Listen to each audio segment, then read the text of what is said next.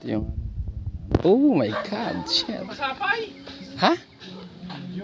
Masapay. Guwapo. Quality, man. Ano pasapay na? Guwapo.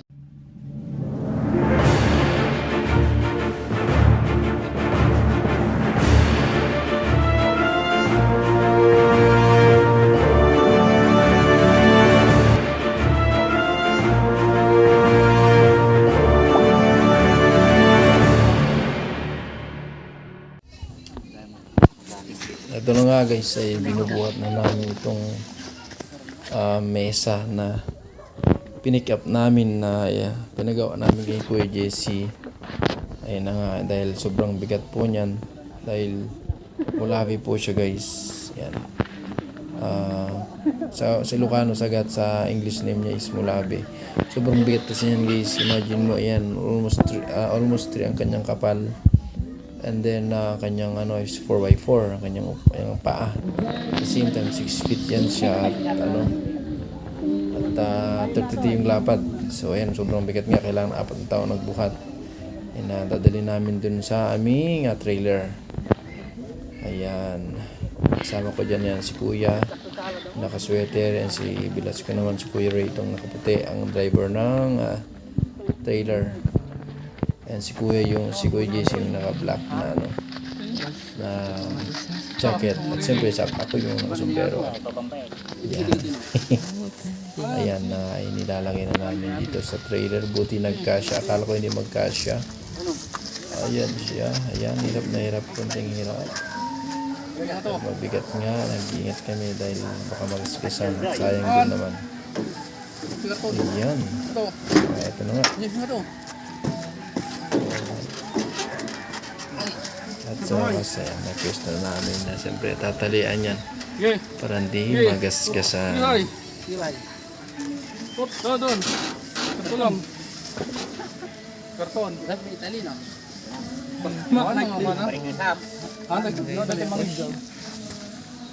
Ini na ito yung what? Ate ni, tulgi sunda doon din. JDJ baka magasgas yan. Dito Italian, kango. Ay, guys. Ano ang nagpas? Di kango tinakya. Wala ata ko. Balik ko sa mga. Isa dalang magsan na giba pa sa balik mo. Ganito lang ni kali. Kontigat balik to.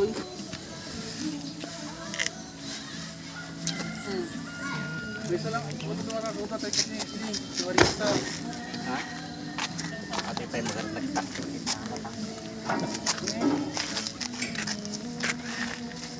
Isa pa ito nun. Isa pa ito. Ha? Rigisip sa ato yan.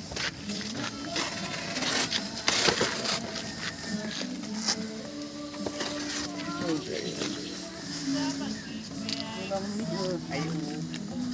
Kalimut lang din eh. Sabi ko wag ka dyan. Lulo ata, lulo. Nilalagyan ko nila ng proteksyon para hindi po magasgas. Sorry ka. Pero yung tinaw. Paligan ko lang yung bigat ng ito kasi hindi ko na tinaw. Ito yung guys. Ito yung pinagawa namin. Ito yung gustong pagawa yan. Ganyan yan. Sagat guys. Mamamatay na tayo ito. Hindi pa to hindi pa to ubus. Makapatay na ito mo. Mamatay na lang kayo mga dito. Ito hindi pa to antigo. Para sa yung maging apo ko, ayan. Bigyan niyo ito ng halaga.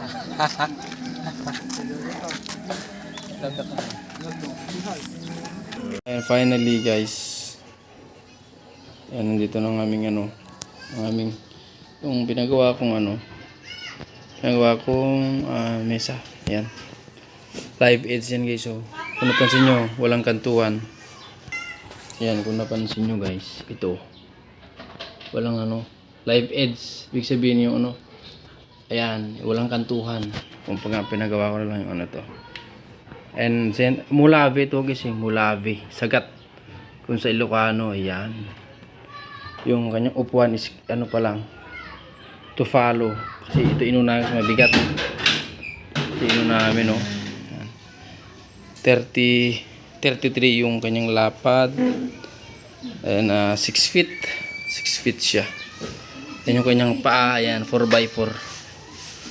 Yan siya, oh, quality, no? Hindi to ginamitan ng mga pako, guys. Kung napansin nyo, ano yan, no? Inkaltas lang. Walang pako-pako yan. So, dahil wala pa po yung, ano, upuan na kasama nito. Ito muna yung unang pansamantalang mga kasama niyan. Yan. Ito siya. Ang ganda.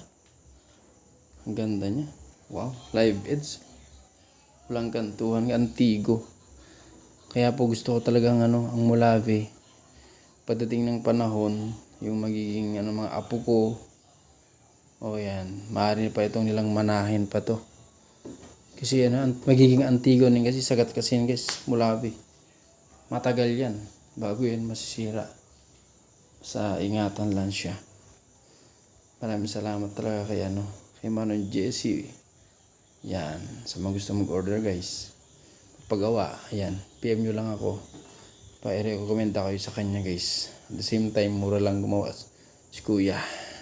Maganda at the same time, Mulave yan. Maraming salamat.